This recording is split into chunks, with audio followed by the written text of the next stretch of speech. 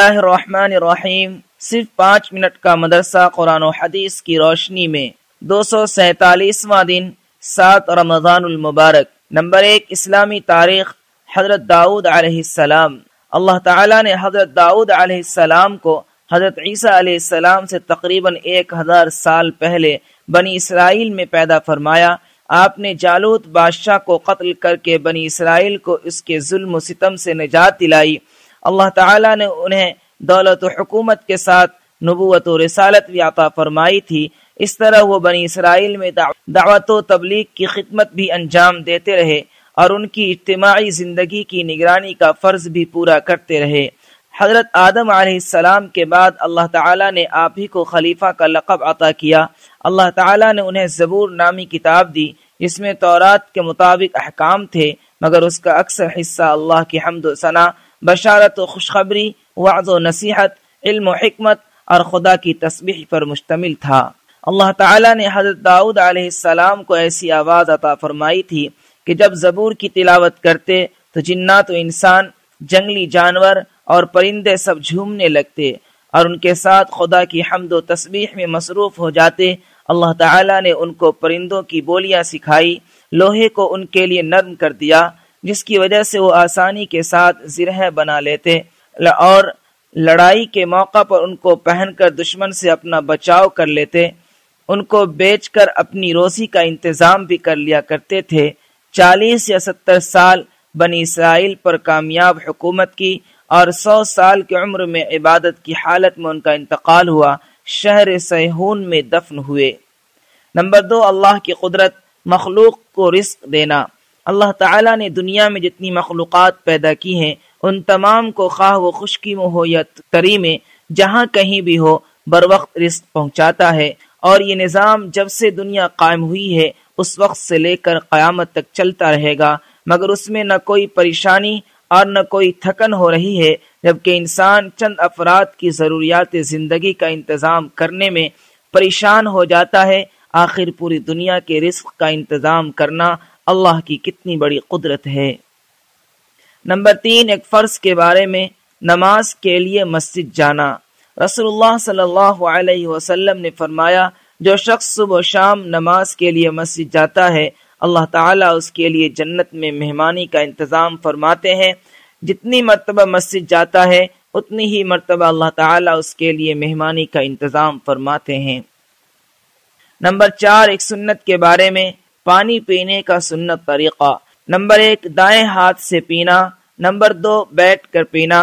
Number 3، پانی کو دیکھ کر پینا۔ نمبر 4، بسم اللہ پڑھ کر پینا۔ نمبر 5، 3 سانس میں پینا۔ نمبر 6، پینے کے بعد کی دعا پڑھنا۔ نمبر 5، ایک اہم عمل کی فضیلت، روزہ دار کو افطار کرانا۔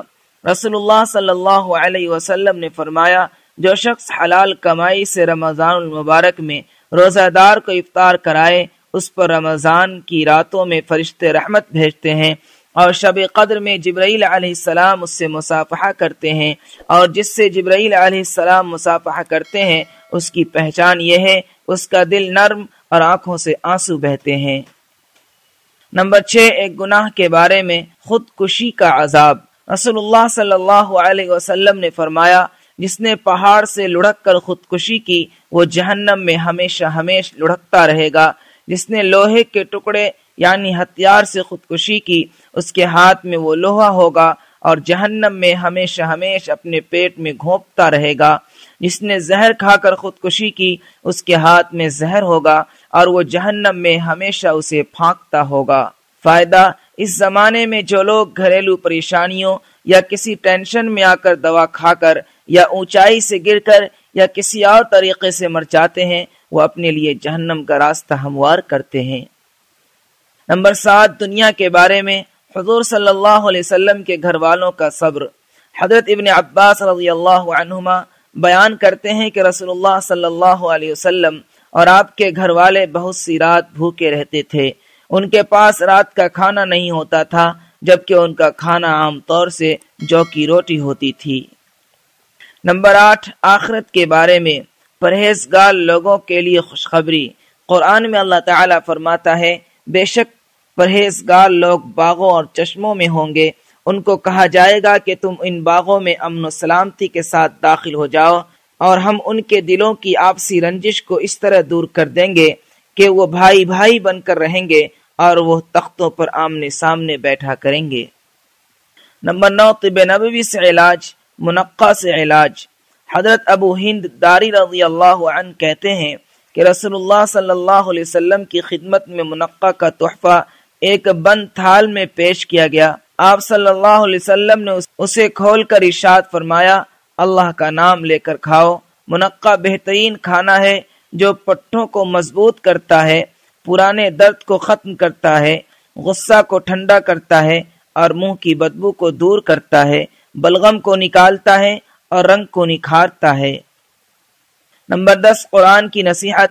قرآن میں اللہ تعالیٰ فرماتا ہے، اگر تم صدقات کو ظاہر کر کے دو تو یہ بھی اچھی بات ہے، اور اگر تم صدقات کو چھپا کر فقیروں کو دے دو تو یہ تمہارے لیے زیادہ بہتر ہے۔ اللہ تعالیٰ تمہارے بعض گناہ معاف کر دے گا، اور اللہ تعالیٰ تمہارے کاموں سے باخبر ہے۔